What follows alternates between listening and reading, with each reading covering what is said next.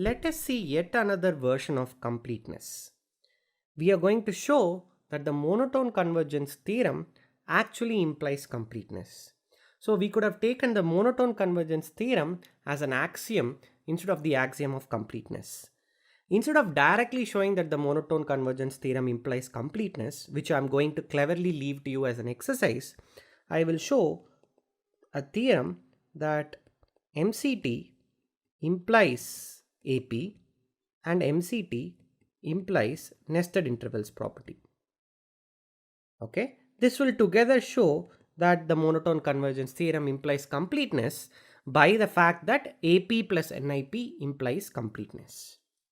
Okay, now let's first show that monotone convergence theorem implies the Archimedean property. So what do we have to show?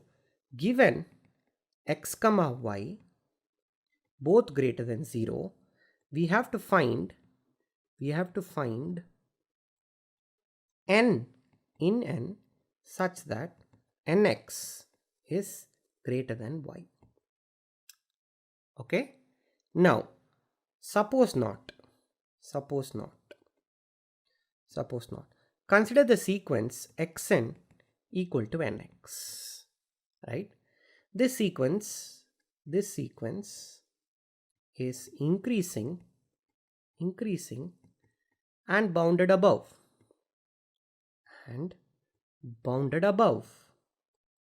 Why? Because y is an upper bound.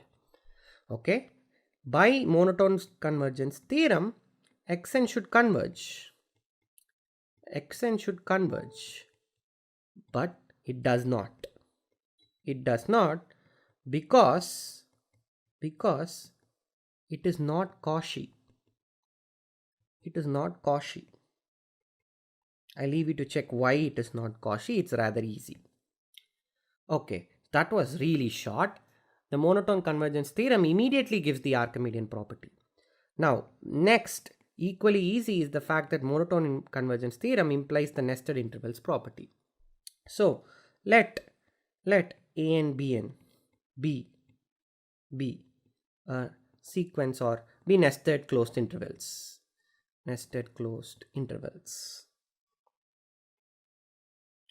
Okay, here again it's very clear, An is an increasing sequence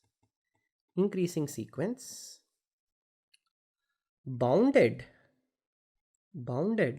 above by B1. Let's say any of the Bn's will actually act as an upper bound. I am taking it to be B1. Again An converges to some A in R by monotone convergence theorem. But since An is entirely contained in A1 B1, that means A is contained in A1 B1. Similarly, B is contained in A is contained in A2 B2. A is contained in A2 B2, and so on. So A is in fact there in the intersection of A and B. Okay, so I want you to think why A is there in A1 B1 and similarly why A is there in A2 B2. Okay, you can either use the fact that these intervals are closed, or use the fact that each one of these ANs have every single Bi as an upper bound. You can use multiple arguments to see that this element A will have to belong to every single A and Bn. Hence we are done. So the monotone convergence theorem actually implies completeness. Many people do take the monotone convergence theorem as the axiom of completeness instead of our usual axiom of completeness. So it is very good to see multiple viewpoints of the same central concept to have a good understanding from multiple angles. Let me leave you, in light of this remark, with an exercise.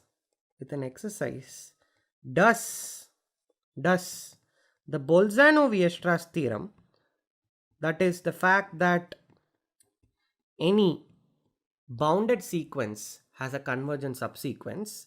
Does the Bolzano-Weierstrass theorem imply completeness? Of course, the same can be asked. Does it imply the nested intervals property? Does it imply the Archimedean property? Please do think about this. This is a course on real analysis and you have just watched some module on MCT implies completeness.